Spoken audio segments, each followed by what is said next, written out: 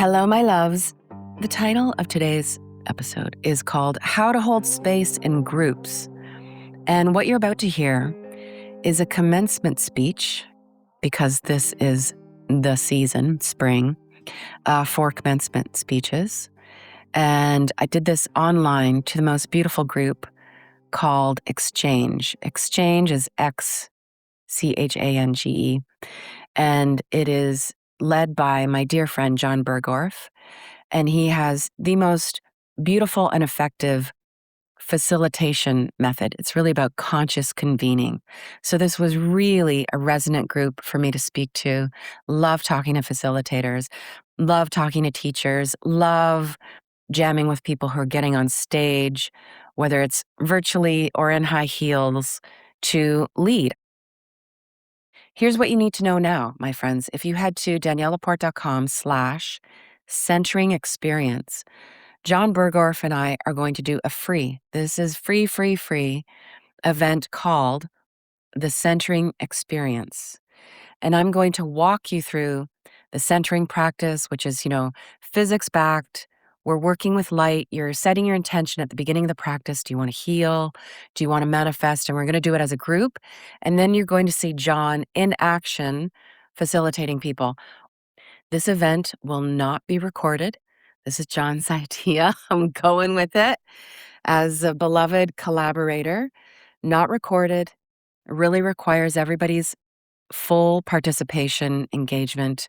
We put our phones down and we go old school nervous system regulation and we be together. It's happening on June 3rd. Head to daniellelaporte.com/centering experience. Share it with all your friends and your team because it's free. All right, my loves, I do not have on a cap and gown. I'm just having a great hair day, and you are going to get to hear the juice. Points 1 to 5 on the contradictions of holding space. I'm so happy to be here. This is like being teleported into this culture of love, really. Yeah, it's so great to see everybody. First of all, congratulations, class of 2026. It's official. You are light workers, you are change agents, you are ambassadors of the new earth. And I want to talk about the responsibilities of that and the blessings of that and the contradictions that you're going to hold as you go out, that you're already holding. I mean, I know a lot of you have been on this path for a while. So there's like totes, people who like hold space. They're going to hold space for you. It's like kind of like influencer holding space. And then there's people who actually hold space. And the holding of space has to do with holding shadow and holding light and holding yourself while you hold others. And we all know, I mean, most of us are familiar with the Einstein quote that problems cannot be solved with the same consciousness started the problem. And that really a sign of genius is to be able to hold contradictions at the same time. So I think it's a sign of conscious leadership to be able to hold everything that's in the space. So I have some contradictions I wanted to roll out for you today. One is that embracing your fears is going to be your greatest strength. And that it's a basic law of physics. And I write a lot about this in Bless and Release, that what you push away, this is Newtonian, what you push away pushes back and it gets stronger. So if you're pushing away your fears will actually increase until they get your attention and come into your spacious heart. What you push away pushes back and it grows stronger. What you embrace transforms because it relaxes. Everything wants to be embraced. What you embrace transforms. And in embracing it, you become stronger. So self-help culture has taught us to push away fears, to annihilate things, to overcome our fears. I think this is like one of my biggest beasts with self-help culture, to overcome your fear. Overcoming your fear, that energy of you are going to power over your fear actually increases the fear. So before I get with a group, before I get on stage, I know a lot of us are going to be, we're working from the stage, whether it's like a lot of people in a virtual space or we're in a physical space. I just saw some meme last week that in-person attendance of events is up 365%.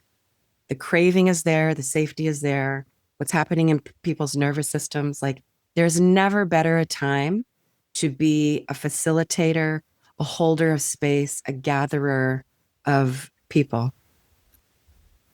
I always work with my inner child and my fears before I move into active leadership. So what I used to do is I like Tony Robbins myself to do things. I'd be like, I'm going to overcome my fear. I'm going to crush it. I'm going to slay it. I'm going to get on like the virtual rebounder in my heart. And I'm going to like pump myself up to like go deliver. And that's just like repression. Now what I do before I lead is I look after the most tender part of myself, my inner child, my shadow self.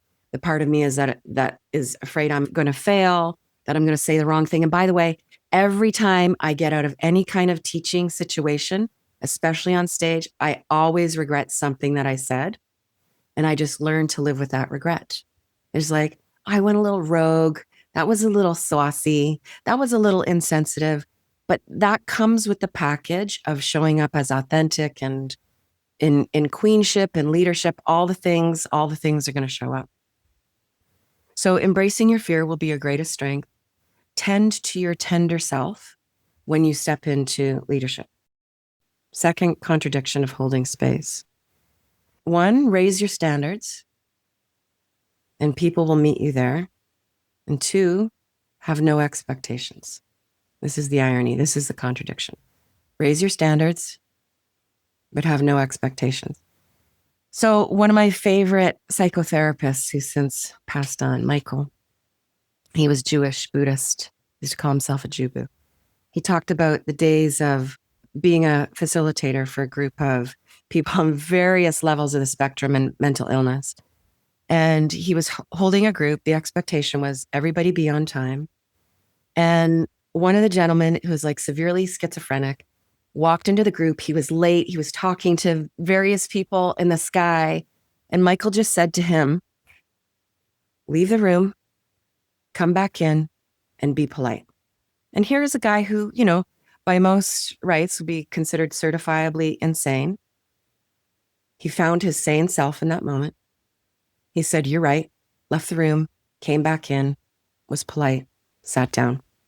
Even the crazy pants can find their sanity. Raise your expectations and everybody will meet you there. And then at the same time, I think the power of walking into any space without expectations is, 1, it regulates your nervous system because you can just be in trust. But secondly, it really allows people to show up as they are. And that's really my definition of love and acceptance. Acceptance as a virtue, acceptance with a capital A, not the acceptance that says, if you do this, then I accept. If you uphold my standards and check that, then I accept. Then I'm going to be cool. Acceptance is loving someone as is. So if I have no expectations of the moment, of someone being their best self, their worst self, of their behavior, then there's this spaciousness. Love is actually spacious. So love actually neutralizes things. And I've been like so happy. Like I've just been here like 30 minutes and I've heard the word love and seen it in the chat so many times. Love actually neutralizes things. So there's a teaching in Buddhism, or a tool in Buddhism, where they refer to your true self, which is the reason we're all here, to discover our true self, to identify as our higher self. Your higher self is as vast as the sky. And it's really poetic, but it's actually a really powerful tool. If you are as vast as the sky, then the problem you're having with somebody today, it kind of shrinks in proportion. It doesn't lose its importance. It doesn't so much matter when you are as vast as the sky. It has room to be as it is, but there's so much else going on. It's like, as Pema Chodron teaches, you are the sky, and the emotions, all the other energies are the clouds, they're the weather. And other people are just forms of energy. Some of them are sunny, some of them are raining. But when you identify as your true nature, as your original self, as the blesser, as the holder of space, I am entering to hold the space. I am so vast. I have room for my power. I have room for my fears. I have room for my past and my present to show up. I have room for everybody and their stuff in this circle. I am that big. I got room for it. That is the opposite of expectation. That's the opposite of contraction. Love is acceptance as a virtue. Third contradiction of holding space. You actually can't change anybody, but you will change people's lives. Can't change anybody. Not really. I can't change anybody. I could show up the same frequency as Buddha and Lao Tzu and Christ consciousness and Prince and David Bowie all rolled into one. And it's not me who's changing anybody. I mean, to have a paradigm shift in a circle, in a group, in a conversation, in a practice is really the stuff of miracles. You think about everything that everybody experienced and went through and earned to get the technology, get the awareness, get the consciousness to come together in this moment, to have your consciousness at a certain level with all your debris and your shadow stuff and your trauma and your stories and all of that, to be changed by one thing that somebody said today. It's a miracle, and it has nothing to do with the other person. It has to do with where you're at. You've had this experience. You're going to have this experience. You're going to have more of these experiences. You really embody these positions of leadership and facilitation. Is people are going to say, that changed my life. A conversation. You're going to breathe into your heart. You're not going to take it. You're going to hold the space. You're not going to eat it in. Because if you consume that, you have to consume the criticism as well. You're going to be porous in these moments. You're just going to be spacious. And you realize that this is really just the effect of resonance. You're just playing a harp called philosophy and exchangifying everything. And it just hit the right note at the right time because of them. It really has very little to do with you. And at the same time, so you can't change anybody's life, you're going to change people's lives. At the same time, girlfriend, boyfriends, own it. You were changing people's lives. You were agents of change. You have been through numerous things. You have committed. I saw your stars in your checklists about whoever got the 7 ranking and whoever showed up and whoever's in any of these spaces without their phones on. You did the work, you suffered, you've done the light work, you have transmuted your suffering into radiance. That's really the definition of suffering. Own it. So I don't love, in my space, I don't like terms like, and I believe this is possible and we're all doing this all the time, but I never use terms like channeling or transmission or I'm just a vehicle. Of course, I'm all those things. We're all those things. But I'm also owning that I did the work, that I'm committed to doing the work. I live a very devoted life. I'm here to serve. And I am here to help flatten people's learning curves. So I don't say I channeled something. I say, yeah, I had a good idea. And I showed up. I own that. I take responsibility. Contradiction of holding space, number 4. Nobody can drain your energy.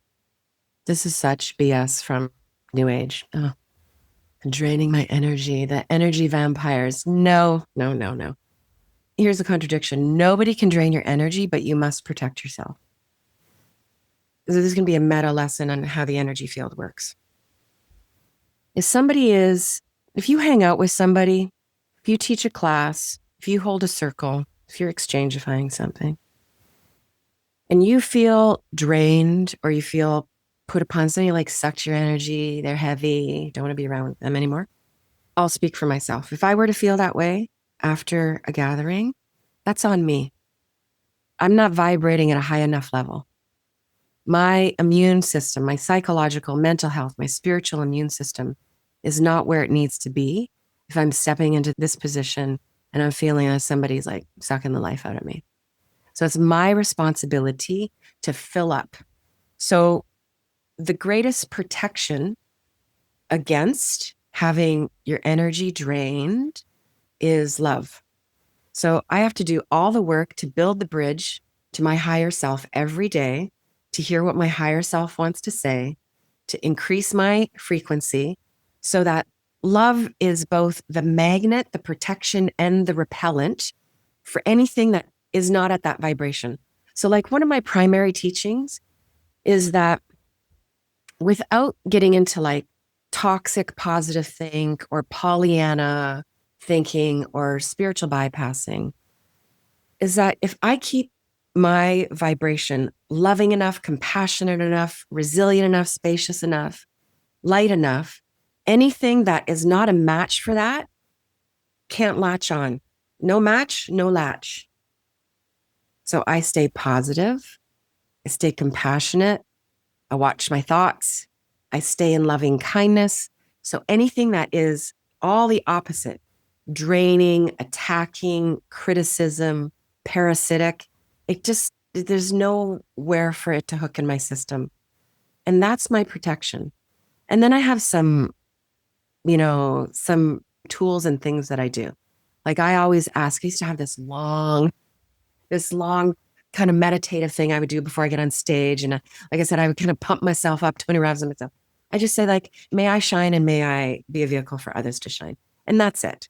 And also before I go in to teach, if you are in places where you're showing up on stage or you're in someone else's physical environment, you need to be ready to lead when you leave your room, not right before you get on stage, not right before you start the call, not right before your Zoom call. You know, so much of our life now is virtual. I have to set my intention and my frequency as soon as I get ready in the day, because I cannot take an extra moment before an event like this to make sure I'm on track, to worry about if I'm not aligned, to like zip myself up. I got to feel full and light and radiant and protected beginning of the day. And that's it. I don't second guess anything. I don't worry about anything for the rest of the day. If I'm doing a stage gig, I'm ready the minute I leave my hotel room, not when I get to the venue, not 5 minutes before on stage. I leave and I am what I need to be right then and there. No second guessing. My loves, can we just pause commencing for a second and I can tell you what I'm up to on the side? I do one-on-one strategy sessions with entrepreneurs, with creatives, with writers. They are very high impact. I call them infusion sessions. This is for people who want to evolve without more burnout. This is really original gangster business wisdom. That would be me creating quantum leaps for you.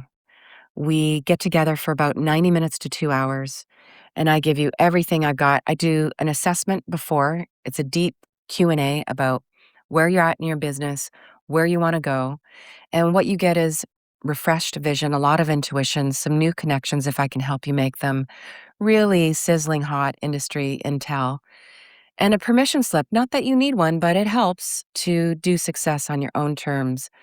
Marketing, content creation, financial management, team building, AI, algorithm, the full thing. I've been doing this for quite some time. Head to daniellelaporte.com/infusion and we'll get you in. Number 5, on the contradictions of holding space. To bless people is to be blessed. Goes in both directions. So this is the root of oneness consciousness. This is the root of unity consciousness. That if I'm blessing you, I'm blessing me. That we all come from the same source.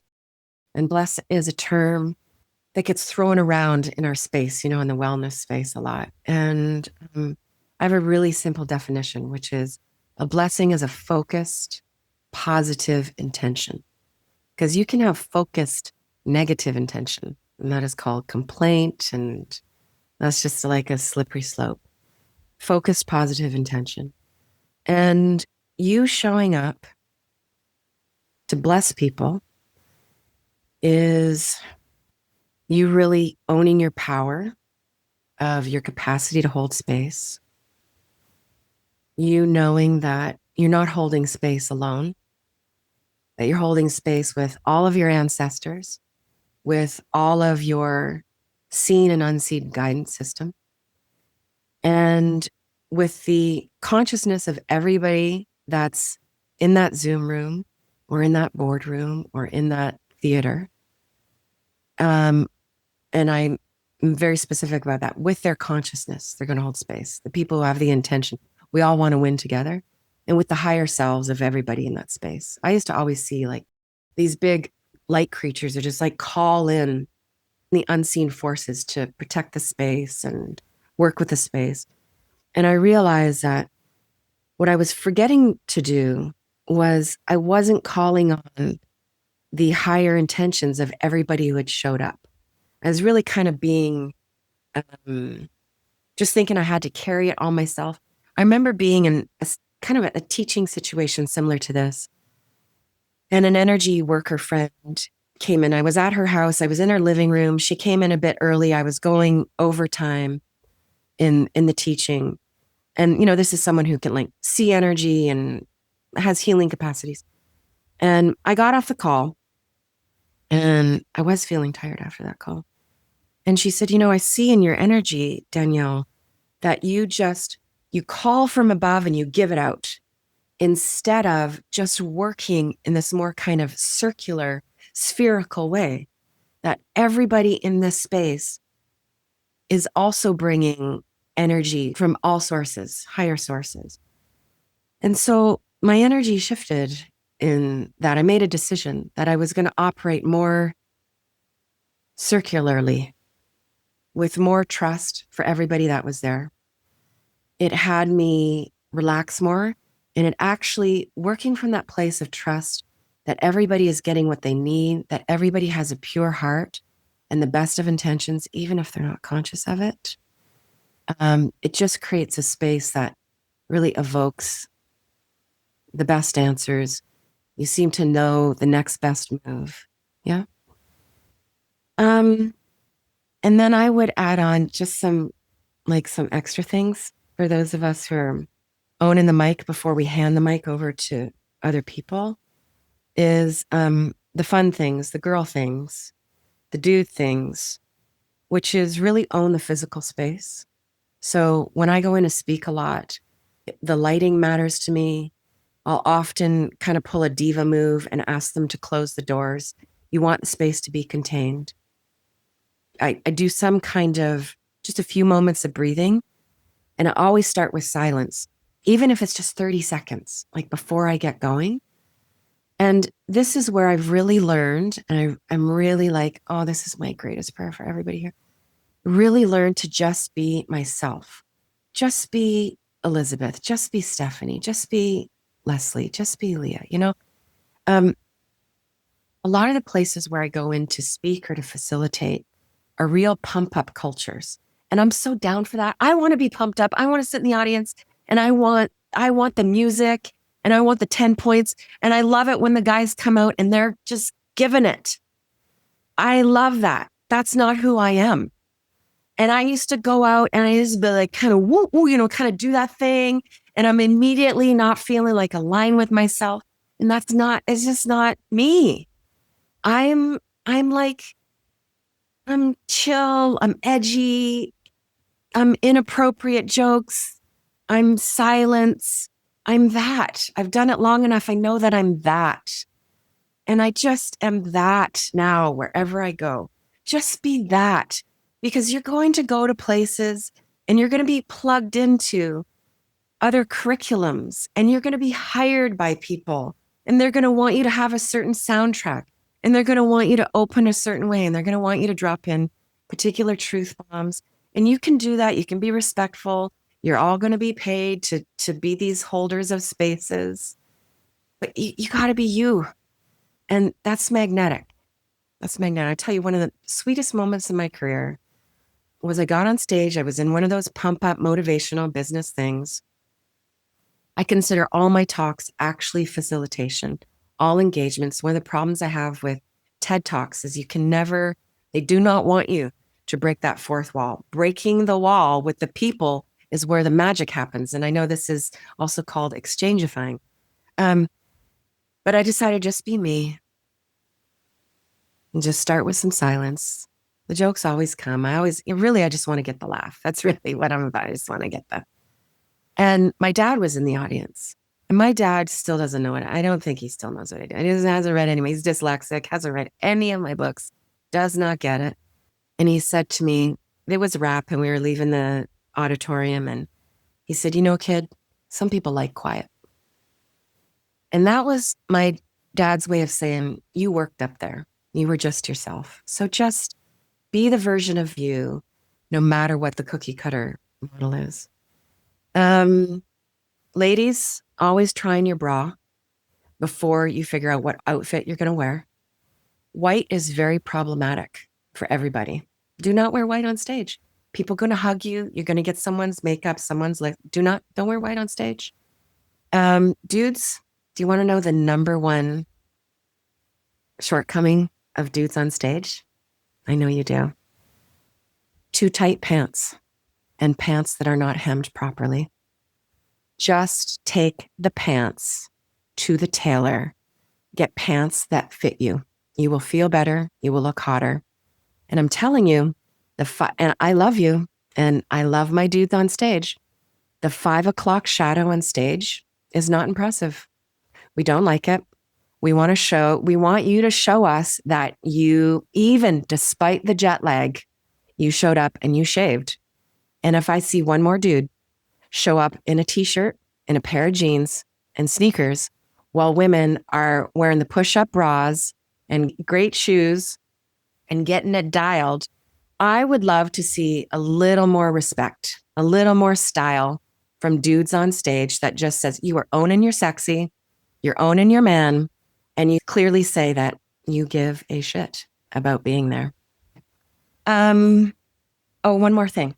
Protein is essential before you get on stage. Whatever, you can be vegan, you can be carnivore. You've got to have protein before you speak. And crying in these spaces, I've cried many times on stage. I have no resistance to crying on stage. Sometimes it's actually not appropriate for you to cry on stage. And sometimes you need to hold it together. There's so many times where you're going to get in these spaces where you're here to hold space and you're going through life things. Life is really lifing for you right now. Someone's going to say something, you're going to get touched in a tender place, and you're going to want to bawl your eyes out. And it's not the time to do that. The best thing to do is to breathe into your heart and to imagine that you have wings, huge spanning wings that come out from the back of your shoulder blades. And you're just moving that I want to cry and lose my shit energy out into your auric field. So you feel it, you honor it, you're not pushing it away. This brings us to the top of my jam session here before I put a bow on it. What you push away pushes back and it gets stronger. So don't push anything away, including people. We're all here to hold space of love. What you embrace, including people, transforms. I would say even more than transforms. It transmutes. Meaning it has the capacity. You transmute something, it has the capacity to go out and create change. It raises the vibration. And when you embrace people, you really lead with love, you become the blesser. Yeah, you become the embodiment of focused, positive intention. And I think that's what everybody here means by you exchangeify things. Yeah. Congratulations, class of 2026. Exchangeifiers. Yeah. My loves, what did you think about that? I got some really sweet feedback from that group. And that's part of the culture of exchange that Jon and his team have created. There's kind of this constant feedback loop of gratitude and appreciation, and gratitude that's always followed up with commitment. It's not like, hey, thanks, that was amazing. It's, hey, thanks, I'm going to go buy your book. So keep in mind, on June 3rd, you got to be there live. We're not recording it. Jon Berghoff and I are going to do a free experience called Centering Experience. DanielleLaporte.com/centering experience, all one word. I hope to see you there. I'm so glad you could be here for this commencement. May it help you commence in all ways. And you know that pretty much every Friday I will be here. With love, Danielle.